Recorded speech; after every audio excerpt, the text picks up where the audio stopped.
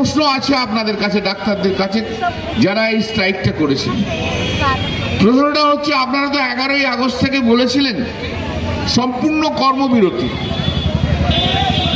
আরজি করে সম্পূর্ণ কর্মবিরতি 11ই আগস্ট থেকে, আর 14ই আগস্ট থেকে সারা পশ্চিমবাংলায় সমস্ত হসপিটালে, কলেজে ইন্টার্ন যারা আছে তাদের সবাইটা কর্মবিরতি। খুব ভালো কথা। কর্মবিরতি মানে কি? কাজ না করা, স্ট্রাইক করা, মানুষকে পরিষেবা না দেওয়া।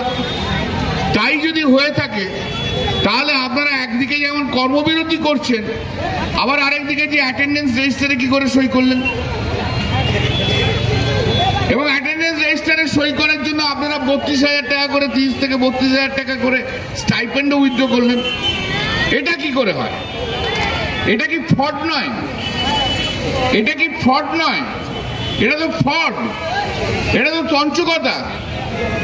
ওনাদের আইনে আছে, যেটাতে ওনারা গভর্ন, ইন্টারনাল যারা গভর্ন, তারা বছরে 15 দিনের বেশি ছুটি নিতে পারবেই না। মানে 15 দিনের বেশি ছুটি নিলে নন কলেজিয়েট হয়ে যেতে হবে, পরীক্ষা দিতে পারবে না। আর আপনারা 55 দিন 59 দিন কাজ করবেন না বললেন, কর্মবিরতি বললেন। সেই কর্মবিরতি বলে আবার অ্যাটেন্ডেন্স রেজিস্টারে কি করে সই করলেন? তাহলে ওই আইনের ফাঁকটাকে করার জন্য, বন্ধ করার জন্য।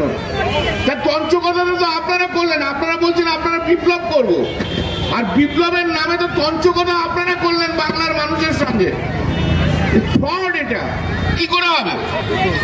এই যে বিপ্লব করলেন, সব বিপ্লব করলেন একটা ফ্রডের ভিত্তিতে বিপ্লব করলেন। মানুষ জানুক। অনেক কথা বলেছেন আপনারা ক্রাইম সিনের ব্যাপারে, আপনারাই জানেন, আপনারা সিবিআই কে গিয়ে বলবেন। কিন্তু আমার একটু প্রশ্ন আছে আপনাদের কাছে। ভিকটিমের বডি দেখা যায়, তারপরে সেমিনার রুমের সংলগ্ন এরিয়ায় আসাফুকুল্লাহ নাইয়া কোথায় ছিলেন?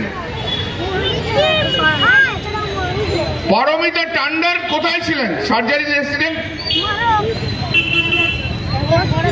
আরিফ আহমেদ লস্কর কোথায় ছিলেন? আচ্ছা, এদের কি পরিচালিত করছিল ডক্টর দেবকুমার মন্ডল? কি ওদেরকে পরিচালিত করছিলেন? ওনারা কোথায় ছিলেন? সিবিআই কি সত্যি সত্যি আপনারা তদন্ত করছেন না একপেশে তদন্ত করছেন?